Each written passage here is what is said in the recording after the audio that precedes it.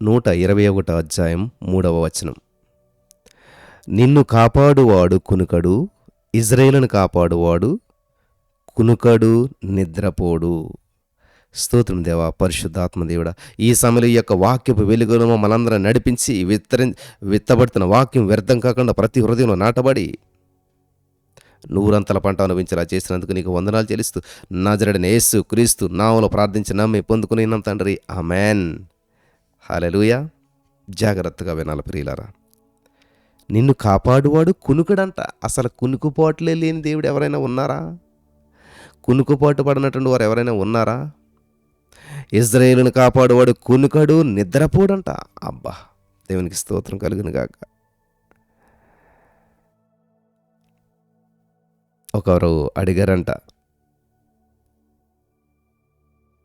సుబ్బారావు గారు మీరు ఆదివారం ఏం చేస్తారండి అని అడిగితే ఆయన అన్నాడంట, నిద్రపోతానండి, నేను వారమంతా పనిచేస్తాను కదా, ఆదివారం హాయిగా నిద్రపోతాను అన్నాడంట. ఎంతసేపు నిద్రపోతావు ఏంటని అడిగితే అది ఆయన అన్నాడంట, అదా దాని మీద ఆధారపడి ఉంటుందిరండి. దేని మీద అంటే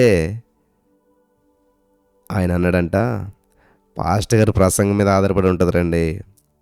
వెళ్ళటం చర్చికి వెళ్తాను, ఫుల్ ఏసీ చర్చ్ కాబట్టి పాస్టర్ గారు ఎంత పెద్ద ప్రసంగం చేస్తే అంత హాయిగా పడుకుంటాను నేను అని అన్నాడంట. ఆయన వింటున్నారా?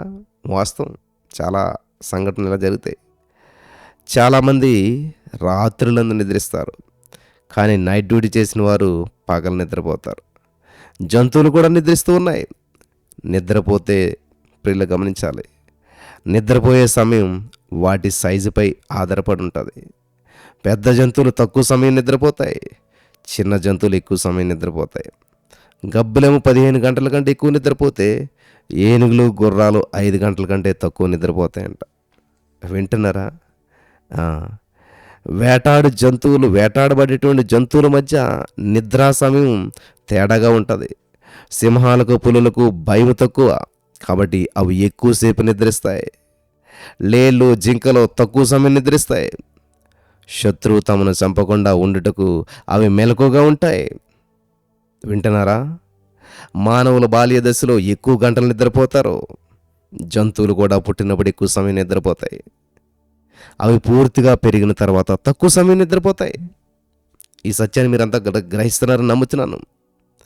జూలో ఉండే జంతువులు ఎక్కువ సమయం నిద్రపోతాయి, ఎందుకంటే వాటికి సమయానికి ఆహారం లభిస్తుంది, శత్రువుల బాధ లేదు. అడవిలో ఉండేటువంటి జంతువులు వేటాడి సంపాదించుకోవాలి కాబట్టి అవి తక్కువ సమయం నిద్రపోతాయి.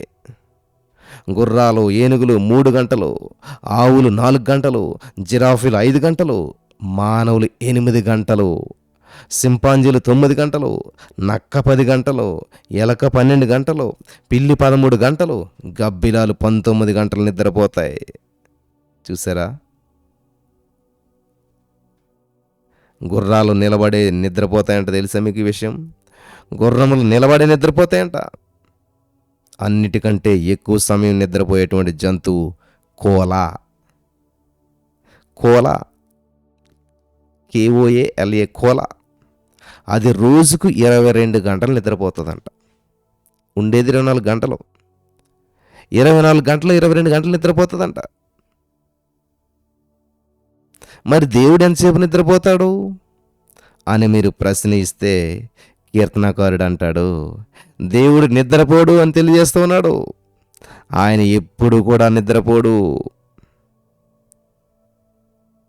ఈ మాట ఎంత ఆనందాన్ని కలిగజేస్తుంది, ఎంత ఆదరణ కలిగిస్తూ ఉన్నది. నిరంతరం ఆయన మేలుకొని ఉండుట వలన మనమంతా కూడా ప్రశాంతంగా నిద్రపోగలుగుతూ ఉన్నాం.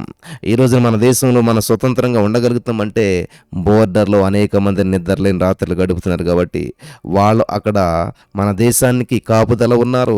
దేశ సరిహద్దుల్లో వారు మేల్కొని ఉన్నారు కాబట్టి మనం ఇక్కడ హాయిగా నిద్రపోతూ ఉన్నాం. ప్రియులారా గమనించాలి, నేను నమ్మిన సిద్ధాంతం ఏంటంటే మంచాన్ని మత్తును జయించిన వాడు దేన్ని జయించలేడు. మంచాన్ని మత్తుని జయించిన వాడు దేన్ని జయించలేడు.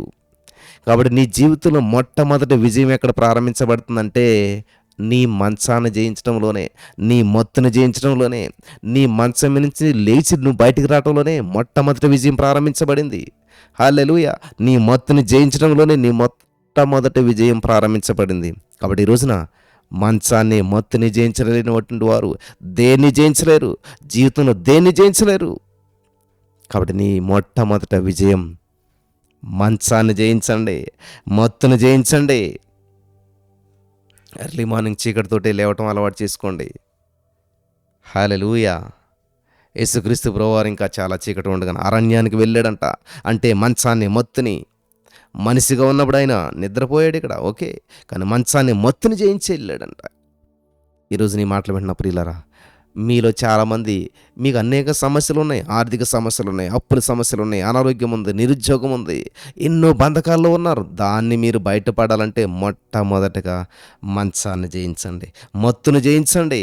ఎర్లీ మార్నింగ్ లేచి మీ మంచానికి దూరంగా జరిగి దేవుడి సందులో గడిపి అద్భుతమైనటువంటి మరి దేవుడిచ్చే ఆశీర్వాదాలను స్వతంత్రించుకోవడానికి అవకాశం అది. కాబట్టి ఎవరైతే మంచాన్ని, మొత్తుని జయించలేరో ఖచ్చితంగా వారి జీవితంలో వాళ్ళు ఏది కూడా సాధించలేరు, సాధించిన నిలబెట్టుకోలేరు. కాబట్టి పరిశుద్ధాత్మ దేవుడు ఈ రోజున ఇక్కడున్న ప్రతి వారికి కూడా మంచాన్ని, మొత్తుని జయించి మహోన్నతుడైన దేవునికి అతి సమీపంగా జీవిస్తూ ఆయన నామాన్ని మహింపరిచి ఆయన బిడ్డలుగా రాజరికం అనిపించడానికి సహాయం చేసి నడిపించి బలపరచును గాక. ఆమేన్.